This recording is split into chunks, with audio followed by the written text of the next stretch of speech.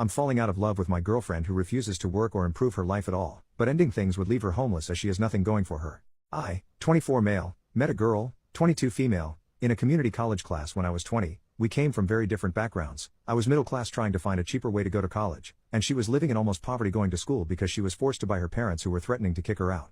She dropped out about a year into her schooling while I continued and finished. During her first year we formed a relationship and she moved into my apartment more or less. Her relationship with her parents is pretty much non-existent and she has little to no outside friends besides one or two women she knew from high school, who are deadbeats in my opinion. I make around $80,000 a year so we live relatively comfortably, but there's still some strain on finances. I can't exactly say when I started losing feelings, but the fact that she refuses to work, will not cook and wants to eat out every day, does not want to go to school, and continuously wants to buy and spend money on clothes and other stuff just slowly started grating me more and more. I work in a female-dominated workplace, and having conversations, and interacting with coworkers who have so much going for them, have fun hobbies, and aspirations makes it all the more worse when your girlfriend is chronically online and spends 7 hours a day scrolling through Instagram or TikTok or Reels and thinks lovemaking is all she needs to do on her end. Our relationship isn't bad, we have fights every now and then like an average couple, have an active intimate life, but that's pretty much it. From her perspective if I broke up with her it would be out of nowhere, but I'm pretty much done, and know I could move on quickly and have nothing to be regretful about as crappy as it sounds.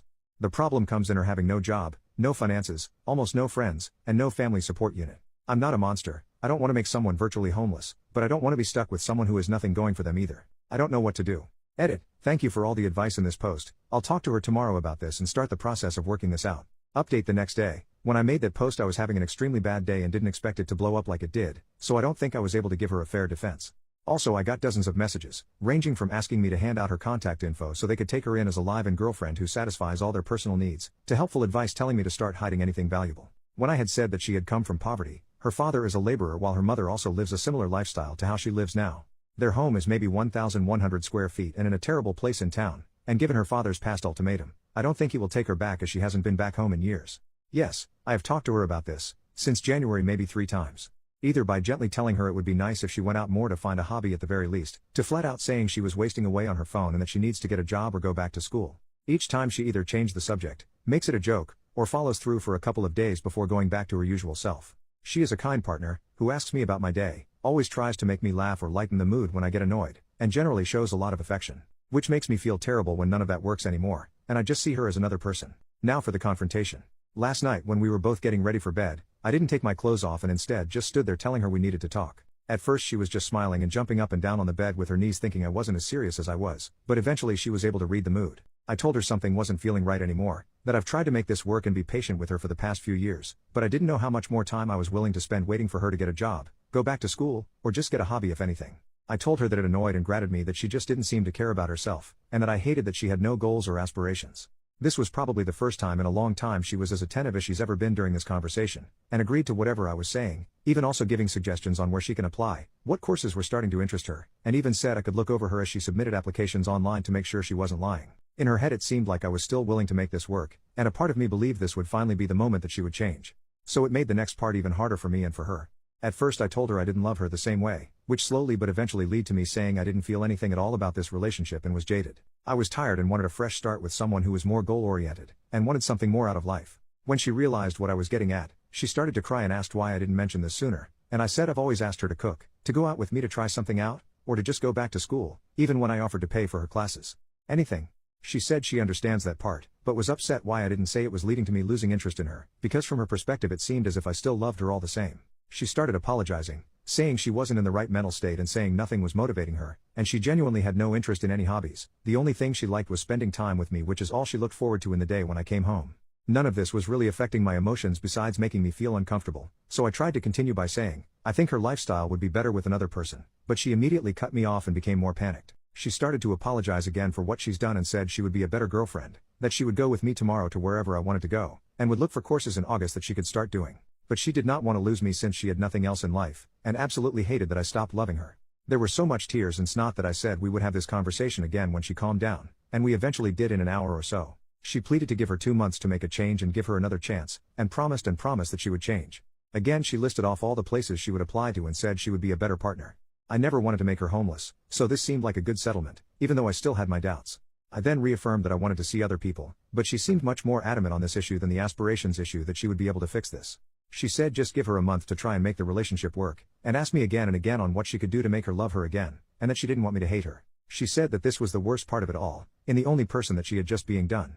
It seemed as if she was about to break down again, so I said okay, we'll see how this relationship is in a month. In my mind, if I'm allowing her 2 months to get back on her feet, then by a month she would already be ready to move on. I also didn't want her to suffer a complete mental breakdown while I was still living her, so giving with her a month to let her fix the relationship would give her enough time to accept things. I slept on the couch last night, and will probably continue doing so for a while. She came out at about 3 a.m. wanting to talk some more, but I said I was exhausted and we would do it tomorrow. She then slept on the floor beside me for the rest of the night, apologizing again. When I told her to stop, she silently said okay and sobbed for a bit under her blanket. But that's everything that's happened so far. This was one of the hardest things I've ever had to do, but I regret nothing and feel much better letting everything out.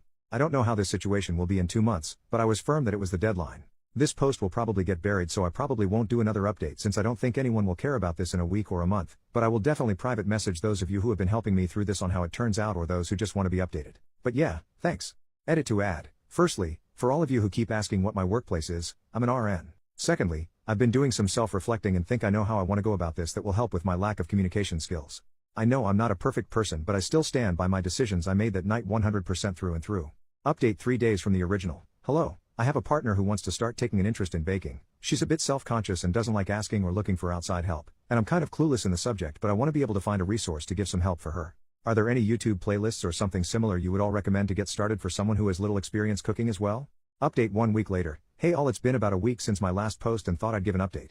A lot has happened. I find it easier to write than to speak in many situations, so this has been a great way to help my decisions and clear my head. Writing everything down has helped tremendously, and I will continue to do so until this is all over, and I will nuke everything afterwards.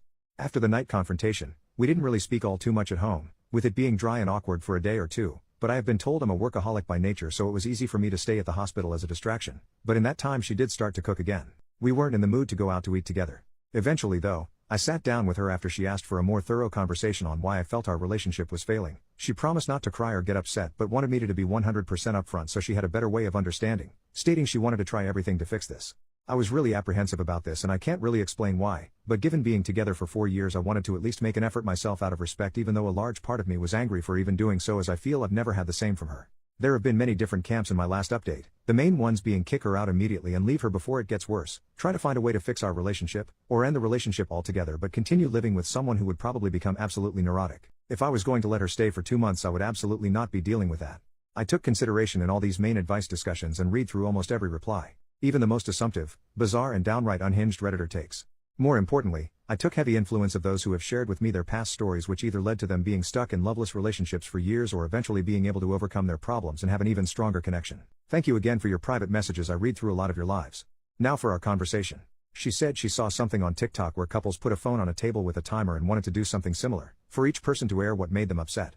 I said that was dumb. If we were going to talk about our problems, it would be better if there was no time limit. She eventually agreed and said I could go first, asking me first when was the time that I completely lost my love in her. As I said before, it was never one action, but a grating feeling that got worse and worse until it got to this point, and I told her that, so she then asked when was the time I felt the most angry. I said it would take some time to think for me, and she said that was fine. After a few minutes something came to mind. I couldn't formulate the right words at first, but it eventually just started to come out. I told her the worst time was when I was first starting at my hospital.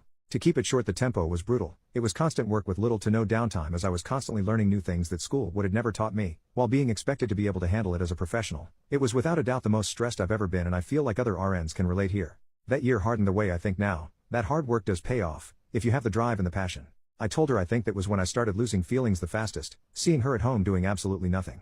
Coming home to no food made, to her not working a job, to her not learning anything, completely stuck to the internet with nothing to show for it. I said it made me even more upset when I had given suggestions for jobs with pretty easy schedules, or to find a new interest in school that would pan out better than last time, only to be rejected at my every attempt. I told her flat out that it disgusted me. She asked me why I didn't make this a bigger issue at the time, that I should have communicated this to her, but I said there's some things that shouldn't have to be said. I shouldn't have to remind her to wash her butt, eat, do something other than mindlessly scrolling on her phone for hours at a day, every day. I also told her that after coming home from the hospital during more stressful days, the last thing I wanted was to spend my time begging my girlfriend to do something productive, so I held my tongue and settled, as she was still nice and caring. I had no other reasons to end it, and so the resentment grew worse from then on. It was around here that I became more mean to my regret now, but I will still input it as I have everything else. I told her that when she dropped nursing, I was upset since I felt that she was more than capable of doing what I had done. But after spending more time in the relationship, and spending more time getting to know her, I knew that with the type of person she was, there was no way she could have ever finished. Which is why I suggested easier and more laid-back jobs, less demanding majors for school. Shoot, even if she just cooked or found an interesting hobby at that point, I would have appreciated it.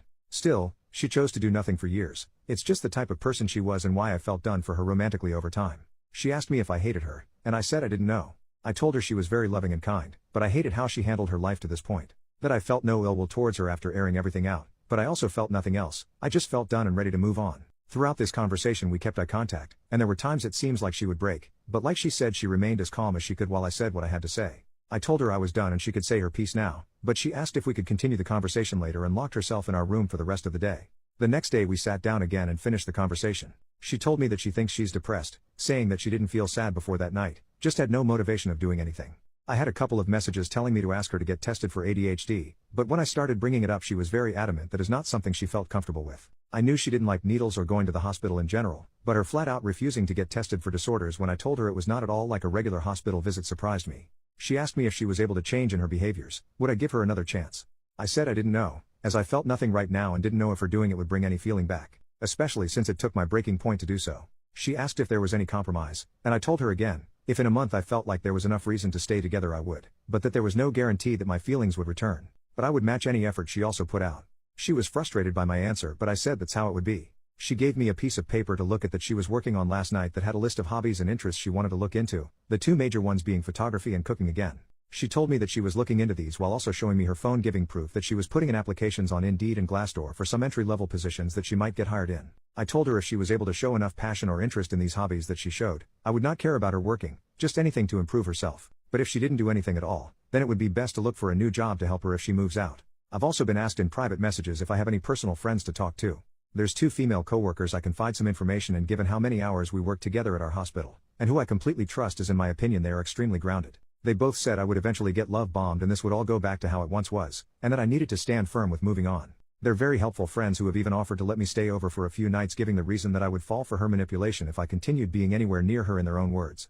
But it didn't feel right since I'm still technically in a relationship, but I said I would consider it if the situation worsened. But again I find them grounded, so I always try to take their advice to heart. Despite numerous messages from you all privately or openly telling me that this will be a mistake, I want to make the attempt to give this one last try.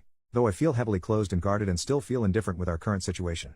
But a lot of you have told me this can eventually change with enough work from both parties.